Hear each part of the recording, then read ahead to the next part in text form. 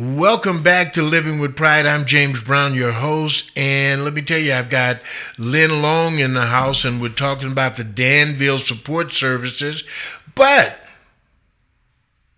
my calendar is a mess. And I've got Kim Carrera in the room, in the house, to talk about the in-between. And we're just going to bring all of this together because all of these resources are important to all of you to know what's out there. And you couldn't have two of the finest services in this community. Kim is everywhere, and she's going to come back again and again and again. But welcome to the show, Kim. Thank you. It's my pleasure to be here. And I apologize in public for this boo-hoo that I made. You know, I'm booking everybody twice a day, and that's something else. But tell us a little bit about your organization and what you do, because it's a very critical system. Sure. So the In-Between is Utah's Hospice for the Homeless. So we're basically a housing solution for people at the end of their life who have no other place to live. And we partner with hospice agencies to provide that care actually in our home. But what we do is when we find out that a homeless individual has a terminal illness, we work with their doctor to get them into the In-Between. And then with us, they get their own room. They get kind of a suite, so it has a living area and a bedroom. And a place they can call home through the end of life. We connect them with hospice care. Intermountain Healthcare donates hospice care to any of our patients who don't have health insurance, which, while we're still working through the Medicaid expansion issues, that's still quite a few individuals. And then we work with other hospice agencies as well to make sure that everybody has that really critical hospice care at the end of life. So how do you get your clients, your guests? Right. Most of our clients are referred from area hospitals. Some come from the shelter system or other clinics, but the bulk of them end up in the hospital on an ER visit, and that's where their diagnosis is either made or it's confirmed, and they're far along enough in the diagnosis to where they really need to be housed through that end-of-life process. And clients typically stay with us for 3 to 4 months, although in some cases it's really quick. We always say no doctor has a crystal ball, so when they give somebody that prognosis, make every day count, because it could be tomorrow, it could be a year from now. And so we've had anywhere from a couple days all the way through now approaching 2 years for one of our clients. Well, that's a good thing. I mean, it's a sad thing, but it's a good thing. You keep this wonderful smile on your face all the time. I try. And I have to ask, what makes Kim so vibrant, so up, so happy when you're dealing with such a courageous circumstances? Right. I guess it's just my outlook on how I handle things. This is the most serious, it's the scariest thing that any of us will ever face in our lives, is the end of life. But we try to approach everything with a positive attitude and make the most, like I said, of every day, of the experiences that we have with people. It's the starfish story. We can't help everybody that's out there, but for the individuals who do make it through our door, we try to make their experiences as great as possible, and that just takes a really good attitude. And I'm committed to this. This is my passion in life, and my staff and all of our volunteers as well, share in that passion.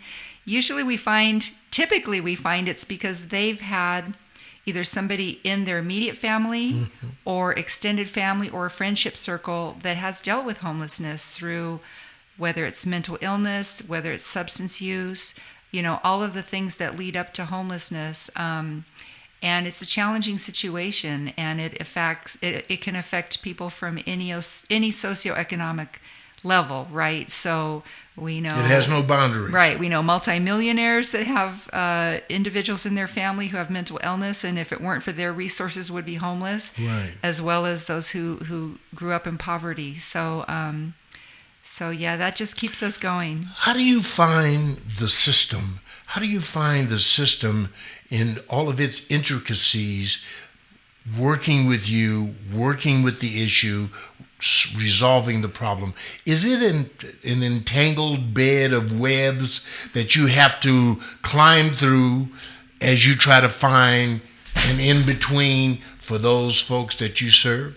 It is. I mean, the system is set up to make a program like ours fail at every corner. In fact, we worked really, really hard to just get our system off the ground, starting with zoning regulations. In Salt Lake City, you can't have more than 3 unrelated people living under one roof. So one of our original concepts was to rent a big house and have a live-in house manager and then have maybe 6 beds. So, you know, if you had a 7-bedroom house, you could accomplish all this. And then we were shut down with this 3 unrelated rule. Even under the circumstances of what you were doing, yes, they didn't amend the zoning to allow this kind of thing to happen. Right. We couldn't be a group home. You know, we faced all kinds of things, and we finally found a niche, and we were able to open in the convent on Goshen Street, and our capacity by zoning was 16, and it was only a 10-bedroom house, but we fit 16 beds in there, and we made it work, and we were, you know, full up right off the bat. So, so we moved last year to a bigger facility, an old nursing home. So it would seem to me that the powers that be would start looking at the configuration of these things and determine that they need to have amendments in the zoning laws and the rules to accommodate these kinds of things, because the other side of it is the homeless is out of hand. Correct. I mean, it's a crisis. Right. Not only in this community, but across the country. Every city you go in, they have people living in the parks, sitting on the benches, sleeping in the shopping carts. It's absolutely out of hand. Yeah, and state by state and even city by city, it varies so much. And the in-between's unique in the United States. We now are licensed for 50 beds. We can provide assisted living level of care, which means we can take in people who need help with activities of daily living.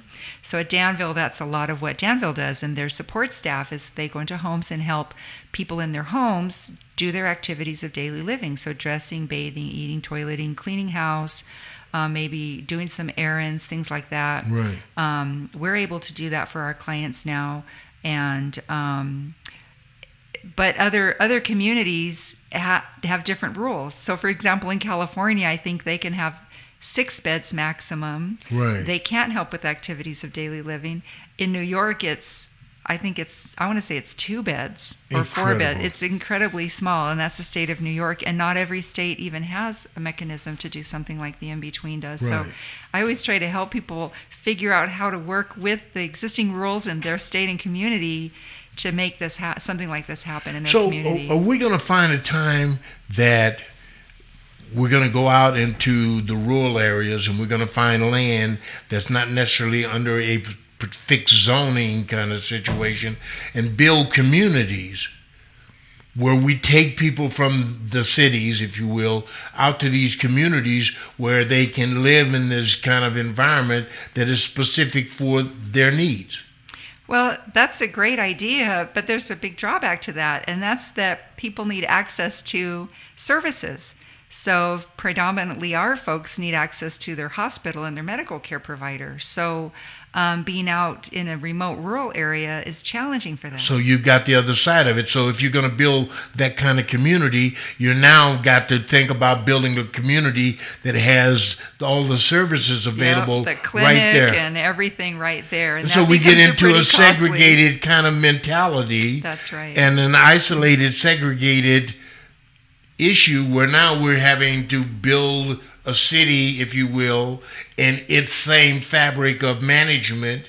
Correct. Out in the middle of nowhere. Yeah. So the logical place to do something like this is in an existing community where all these resources exist. Right. And, homeless individuals, there's a fear. Some people have a lot of fear in regards to the homeless population. And I shared that fear in the beginning, too. It was an unknown to me. They're dangerous. Right. They're dangerous. This is scary. You feel like New York back in the olden days when you would put all your money in your shoe and be afraid to walk down the street. And the more I got to know people in this population, the more I realized they're just human beings. And when any of us is put on the street and faced with a situation where we have to defend ourselves, You become coarse. we have to. You Yeah. have to be tough when you walk down the street Right. so that people don't accost you. And when you feel safe and in your own home, you're not a big tough guy. You're you. No. You're probably a teddy bear. So that's And what I we want you to find. know I'm a teddy bear. Just remember that. I'm a teddy bear. That's right, you know? So that's what we find. People we see their natural personality come back after they've Right. been with us and stabilized for a while, and they realize they don't have to hoard food because they're going to be fed. They don't have to hoard clothing because they're going to receive their clothing. Interesting. That's why they say, in what's called the social determinants of health, that the whole healthcare system is looking at these determinants of health to say what drives overall population health.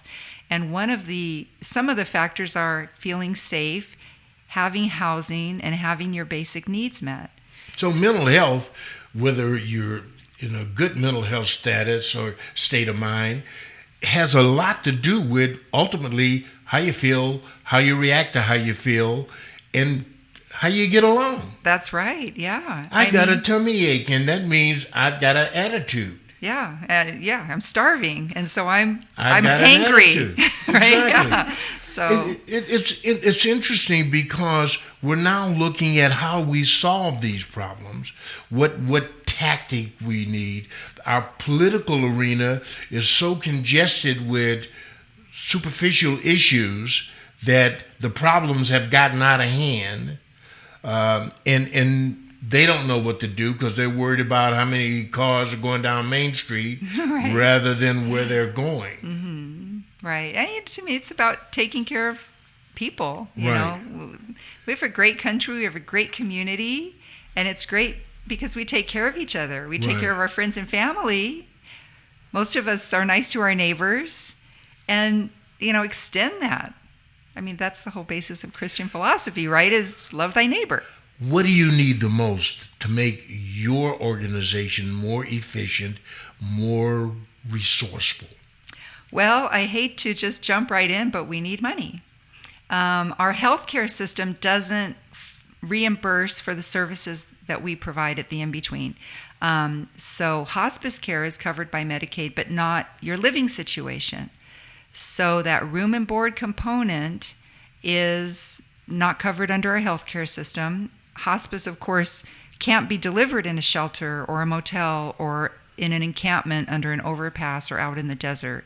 It has to be delivered in a home. It requires a caregiver, actually. So not only does it require somebody to have a home, but it requires that person to have caregivers around them who can provide the support that's needed at the end of life.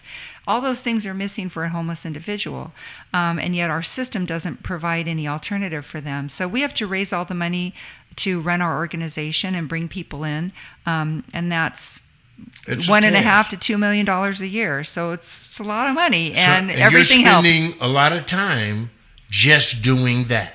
It does take a constant effort to just do And that. it takes away from the services and the ability to do those services better Right. and well. Well, we need more staff. We always need more staff to be able to do our work and to serve more people. So what we always face is staffing limitations, and that's because we have to pay our staff, and we need money to do that. So it's that chicken and egg circle, I'm just listening to your tone, and when you got to money, your tone changed. I mean, it's amazing. You went from a very happy personality conversation to, wow, why do I need money? Right. You know, and so many people tend to associate money with a happy ending. It really becomes a devastating, negligent process because you're asking, give me some money, you know, and people wonder why people need a job. You know, and the other Right. thing, ladies and gentlemen, you could start hiring some of these aging people to work, and they could be working with organizations like this, and then sort of we are taking care of each other kind of a mentality, and that's the way we need to go. For so long we've forgotten the royalty remember that word, the royalty of taking care of our grandmothers and our grandfathers and our sisters and brothers. It's a really a regal thing to do. Is there ever a case where you interface with organizations like Danville? Oh, yeah, absolutely. Oftentimes, Danville, organizations like Danville will identify people who need our services. So we serve the homeless, but we also serve folks who might have been living at home, but now they're to the point where they can't live alone anymore and they don't have a support network and they need to go somewhere, but they can't afford a facility. Assisted livings and skilled nursing facilities are, $5,000 to $8,000 a month. And if they can't afford that, where do they go? And so we'll get a call from an organization like Danville, say, hey, we have this individual, and we take a look at that. And then we try to bring them into the in-between for their final, weeks, days, months, whatever it might be. Everything is connected. It is, yeah. And everything is connected. I know my friend Tara Rollins over at the Utah Housing Coalition, and we're trying to partner up and do some things together. As a matter of fact, I'm hopefully going to be introducing a product line that I own out as a fundraising tool for organizations like yours across the country. We want to find a way, and I think that's uniquely what's different about our broadcast podcast. We're building a platform to not only embrace all the services that are out there, but really become a voice to talk about how we get there and be that voice all the time. Mm-hmm. Not, there's a homeless man got run over by a car. Let's talk about homelessness. Talk about it every day, talk about it in every way possible, and unite all of this process so people will see how big it is. It's big. It's huge. And it's not just homelessness, it's the end of life. As a culture, we don't talk about it. Right. And when we don't talk about it, things happen, and if they happen suddenly, we're left feeling very devastated because we didn't talk about it and we didn't understand how it works. So many people think hospice is a building. Oh, I'm going to put mom or grandma in hospice, and that means she goes to a building. Right. And that's not the case. It happens in the home. And then what about how do I want to die? Do I want to have, what level of assistance do I want at the end of life? Do I want a tube put in my chest that breathes for me? Mm-hmm. And a lot of people will look at the advanced directive form and they'll just check yes to things, not really understanding the ramification of that thing. Right. Well, that means that tube's probably never coming out, and it might keep you alive, but you have no quality of life. No mobility. You're bedridden. You're not, may or may not be cognizant, but nobody knows if you are or not. And is that really what you want? So learning about the end of life is really, really important, even though it's scary. And it's you need important. to learn about the end of life before the end of life. Before it hits you in the face. Yeah, either with a relative or yourself, right? And because I'm telling you, when you're in that casket, you don't get to say nothing. That's right. It's the first quiet place you ever will go to. So you have to pay attention to that. Mm-hmm. That's important. Lynn, you've got all of these services. Right. You deal with this on a daily basis. With your organization, what is it you see that is needed the most? Money. Just like Kim said. I think a lot of people don't have the resources. Right. So it's our job just to help guide them what they might be eligible for. Some are veterans that have aid and attendance that they could be eligible for. Right. And that's about $1,800 a month that could help pay for their care. That's incredible. And that's something they can get through the VA. And just resources. But you have to know that. Yeah, they don't know. People usually don't know until they're in a crisis. Right. And that's when Kim sees them, and that's when I see them. We try to educate people and just let them know what to do before that happens and get ready and prepare.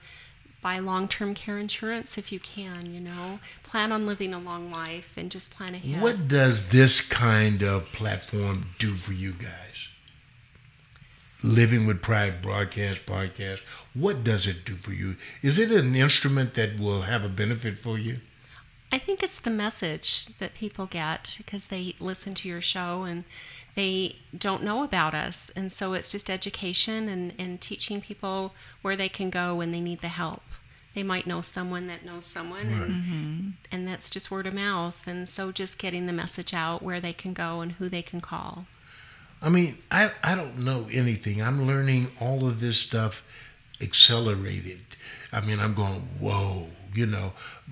My thought was there needs to be a voice because I found myself being a senior in a situation that I thought I knew everything. Hey, you know, and as I discovered all of these nooks and crannies of things that I was not aware of that affected me, I thought, you know, what about the rest of the people?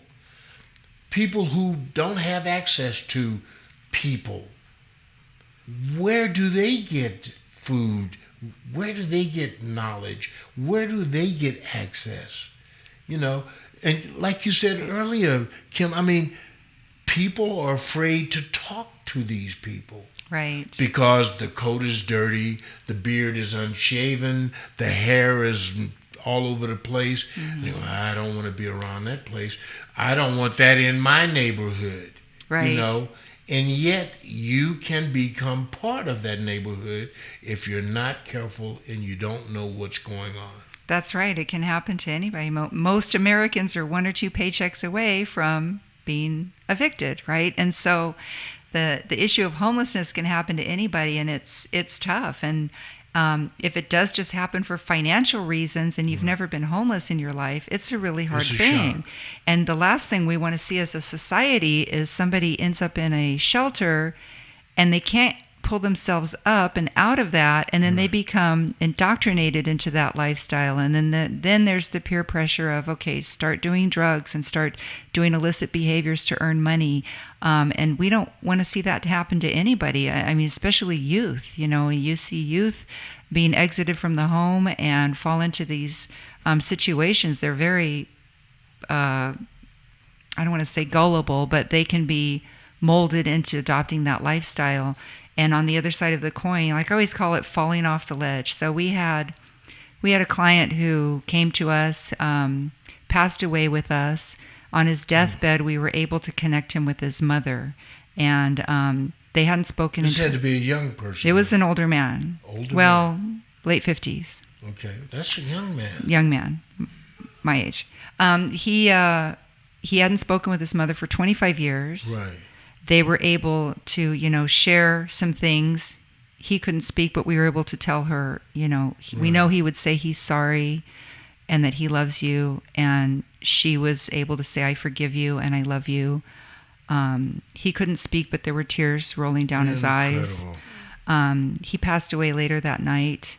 And you witnessed this. Right. And the interesting thing about him is we post an obituary for our clients on our website, and we got a phone call one day from a woman who recognized him. Right. Well, she worked with him on Wall Street. He was a Wall Street banker. Jeez. So alcohol was his drug of choice, and it destroyed his life. He was a very smart man. We knew that when he came to us. He was very articulate and very organized. But, you know, I say people fall off this ledge and they fall into this pit. And, you know, some people say, well, they need a hand up. And I say, no, they need somebody to get a big crane and throw the hook down and try to winch them up out of that pit. And at the same time we're trying to pull them out, there's another hook trying to keep them in the pit. Because it's so much going on in their mind. I mean, it's like not winning a race. No matter how good you were in the race, you don't win, you carry that burden. You carry that burden, and there are so many influences, outside influences, that are Exactly. trying to keep you in the pit. And if there's addiction or mental illness involved, you know, the other thing with mental illness I always say is, you know, we have a lot of compassion when we meet an individual with Down syndrome. Right. There's a physical affect. We instantly know, you know, this Right. person, whether it's a child or an adult, is probably being taken care of by somebody, probably can't live alone, can't Right. really be expected to hold down a job like the rest of us. Right. And we know society needs to take care of that person for the rest of their life. But there are other mental illnesses that are very debilitating, that have no physical affect, and you don't know the person suffering from that mental illness. There are no cures. And again, it can strike anybody, from the rich on down. Right. And so when we drive down the street and see a homeless person, there can be an instant judgment of, oh, go get a job, or, why don't you straighten your life out? And in some cases, it's just really, really challenging for that person to do that. And I think that's a false expectation on the part of society. Without a doubt. I did an undercover story when I was with ABC News, and I dressed up as a homeless person. I had a beard on and a wig on, and people would say to me, I would give you money, but I'd rather see you go get a job. And I would say, give me a job then. Right. Give me a job. And they didn't know how to handle that. Mm-hmm. Well, I don't have a job. I said, but you're telling me I should get a job. Give me a job. And it was just interesting. I made $600 a day. Right. 3 days out, undercover microphone and camera. And we did the story, and it was amazing what we discovered. But we have this distance. We separate ourselves from the haves and the have-nots. Mm-hmm. And then we concern ourselves that they need so much that they're taking from us, we think. Could be something like that, yeah. I know. And I know a lot of homeless individuals who refuse to panhandle. And I know panhandlers who aren't homeless. I do too. So that's what we discovered. Part of the economics of panhandling, I think, is a whole nother topic that it's I think someone smarter than me should delve into. Yeah. I was talking to Pamela Atkinson because she's been such a crusader for the homeless, and I just said, it's just crazy stuff that's going on, but our system has turned people into these other things. Right. And so it's, yes, we have to bear responsibility for our circumstances, but our circumstances sometimes causes us to react. You put two lions in the cage together and one piece of meat, they're going to fight over that piece of meat. Someone will win. Yeah. Without a doubt. And people do what they become good at. So if you've grown up and maybe had your first couple jobs and didn't work out, and you didn't get along with your boss, or you have this sense of lack of self-worth, and now you feel like a failure at the marketplace, and all of a sudden some other thing like panhandling comes forward and somebody shows you how to succeed at that. Right. You're going to keep doing that until someone shows you how to succeed at someone else, at some other option. So that's the other part of it, is that part of our work effort is to teach and exchange information to enhance those who are struggling, but give them a foothold, not just a handout. Right. Give them a foothold where they can grasp the ground firmly and move. Everybody, I don't know too many people that don't want to do better for themselves. I think, everybody has that innate desire to do something and do it with pride and feel good about it. So, Lynn, you got this vacuum of services, that you deal with, that you use. What kind of people do you hire to handle these services? We have a wonderful variety. We have 19-year-olds heading off to nursing school. We've got parents that have just sent their kids off to college. We have grandmas who are just wanting to... I love grandmas. I do too. And they just want to help. There really isn't an age cutoff there. We hire, and if someone wants to help, we'll hire them. And we give back a lot. We're involved a lot with the In-Between. We've donated to some of their fundraisers, and we are part of the Coalition for Caregiver Support, which is another nonprofit. And we've donated services to help families that are in need. If it's just to get away for a 3-hour respite care, which is just a break from caring for someone, Danville's been very generous in giving back into the community. Well, I tell you what, just sitting here with the two of you, the power that you radiate is overwhelming. It is, I'm a novice. I'm looking at this one, and I'm Mr. Media guy, but it is amazing the face that you have for doing this. You smile, your eyes are lit up. I mean, it's a great thing. And you out there sitting on your fannies and doing nothing, take a picture of this, put it on your mantle, and do something about it. You know what I'm saying? Instead of buying bubble gum, send some money over, help out. That's what this is all about. We want to give you information that you can use. What I'm telling you is that we have people out there in organizations who are doing the right kinds of things to make our system, our society, and most important, our people have a better chance. Life isn't over until it's over. So let's help people live life now and not worry about it's over. Because I'm telling you, when it's over, you don't get to say nothing. That's right. I know for a fact. I've been there and back. I'm joking. So, James, earlier you asked what we hope to get out of being on your show here. And Yeah. I think for the in-between, there are a couple things. One, we always need volunteers because volunteers are the lifeblood of our organization.